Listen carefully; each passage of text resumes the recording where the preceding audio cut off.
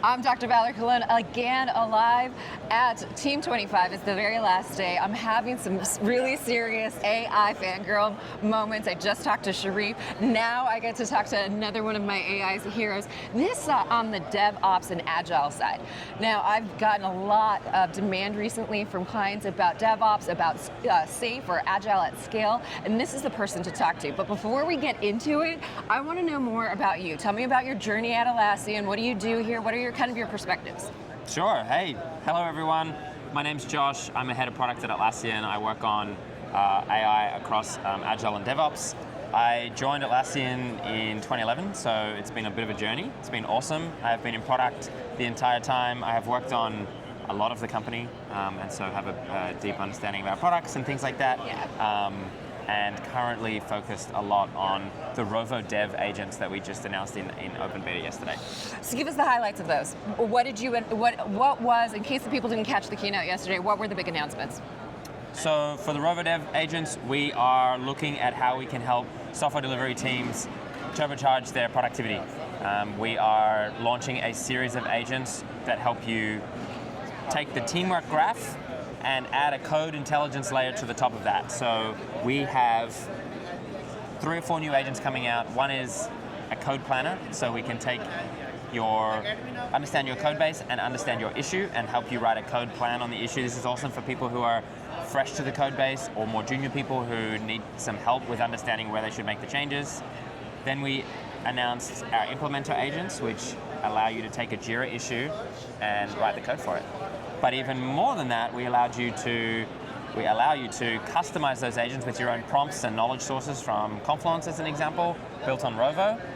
And then we allow you to connect those to automation. And so we have seen examples of teams writing like 200 pull requests in an hour for simple, mundane changes that people have to do, or repetitive things that you have to do, that critical work that takes you away from the feature delivery and things like that in your code base. And then finally, we have some reviewer agents that can help you use the teamwork graph to take an issue and a PR and connect them together and show you in the pull request the acceptance criteria if your code matches what the acceptance criteria in the issue are.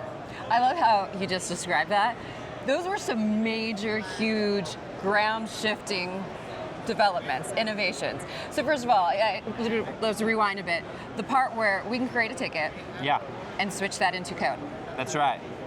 That's huge. It is. That's huge. It is. Basically, we don't want everyone to start opening tickets. Like don't go ticket crazy, but that makes it coding so accessible to all. So one of the things I was talking about when I first heard this, I heard it with everybody else. I didn't sign the NDAs to get the sneak peek behind the scenes.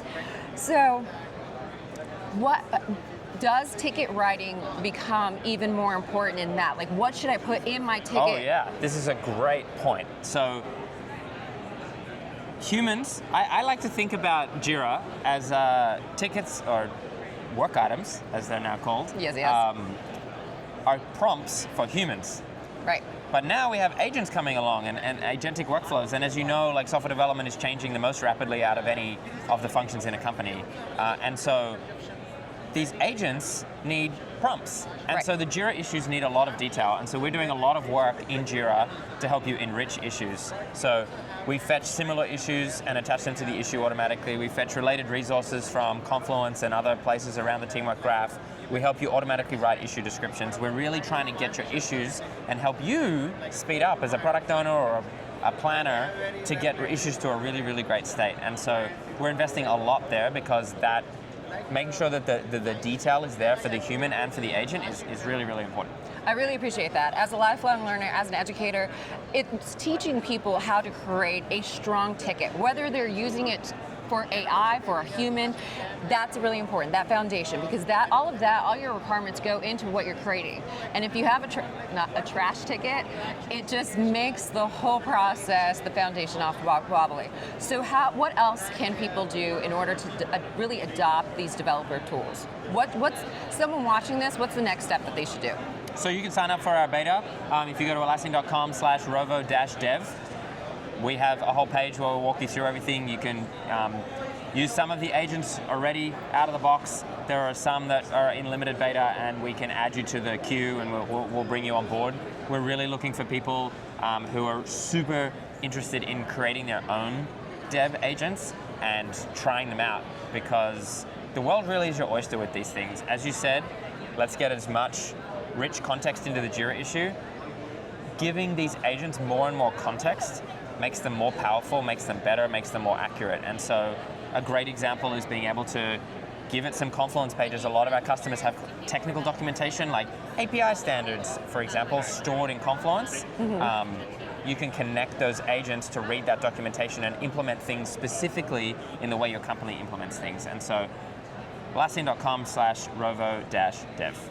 So if you don't get accepted into beta, don't worry, right? Join me in the community channel. I'll be trying to figure out use cases, different imaginative ways.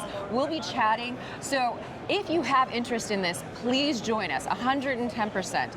So one of the things that really pulls this all together is the frameworks, Agile at Scale, and DevOps.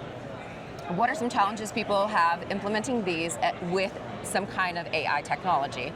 And what is your top tip for use for solving that challenge? So let's talk about DevOps. So one of the big challenges with AI is that there's more and more code coming out, right? There's agents, there's people using Copilot and Cursor and the Rovo Dev Agents, and so there's lots more issues being done, lots more code being written. How do you ensure that there's good standards around those? How do you ensure that they're high quality? How do you make sure you're not causing more incidents in production and things like that? Thanks to Rovo and the platform that we have and Compass, you can help enforce those standards on top of your SDLC. And so you can do things like making sure that your standards are enforced in the review, and you can really bring from that operations side back in to make sure that things have the right unit test coverage and the right security coverage and things like that before it actually gets shipped to production. Yeah, we spend a ton of time cherry picking our tickets and doing regression testing on them. This is a time saver. I'm not sure if everyone's really people should be screaming from the hilltops on this one. It is a time efficiency hack to 100 degrees. So thank you for meeting with me today. One thing that we do before we close out every interview is say the tagline, I didn't choose the Jira Life. The Jira Life chose me into the camera. I didn't choose the Jira Life. The Jira Life chose me. Catch you later. Thanks, yeah. Oh, and thank you. No worries. I appreciate it. How are we good on time? Did I make him late for anything? No, you're amazing.